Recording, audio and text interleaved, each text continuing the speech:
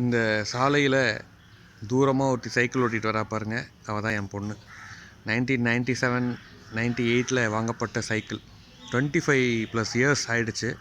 இன்னுமே பந்தாவாக சைக்கிளை ஓட்டக்கூடிய அந்த சூழ்நிலையை இந்த சைக்கிள் கொடுக்குறதுக்கு போது சந்தோஷமாக இருக்குது. ஸோ 25 இயர்ஸ் எப்படி இருக்குது இந்த சைக்கிள்? Hercules MTB. ஸோ பிஎன்டி குவார்ட்டர்ஸில் கோயம்புத்தூரில் இந்த சைக்கிளை ஓட்டிகிட்டு இருந்தேன்னா, இத்தனை வருஷம் கழித்து இந்த சைக்கிளை மறுபடியும் என் பொண்ணு ஓட்டுறதை பார்க்கும்போது ரொம்ப சந்தோஷமாக இருக்குது. அழுத்தம் திருத்தமான அந்த ஸ்போக்ஸும் அந்த வீலுடைய சக்தியும் உண்மையிலே பழைய மெமரிஸ் நிறையா ரீகலெக்ட் பண்ணுது. எல்லார் லைஃப்லேயும் சைக்கிளுங்கிறது ஒரு மெமரபிள் மூமெண்ட்டு தான். அதுவும் குழந்தை பருவத்தில் சைக்கிள் ஓட்டி பழகி அதுக்கப்புறம் பல வண்டிகளை ஓட்டுறது ஒரு தருணம். ஸோ சைக்கிள் மீது ரொம்ப ஆசை கொண்ட என் பொண்ணு சைக்கிள் வேணும், புது சைக்கிள் வேணும்னு கேட்டிருக்கும்போது, பழைய சைக்கிளை முதல்ல ஓட்டி பழகுமா அப்படின்னு அவளை புரிய வச்சு அப்பா சைக்கிளை கொடுத்துருக்கேன். She is happy. இந்த சைக்கிளை ஓட்டுறதுலேயே அவள் சந்தோஷப்படுறா.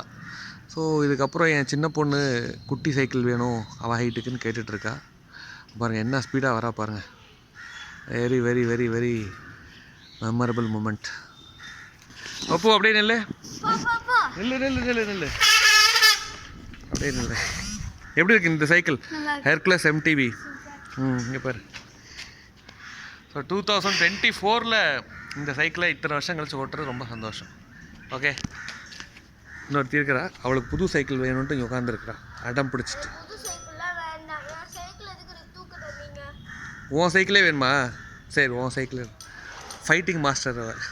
ஓகே, பாய் சொல்லு.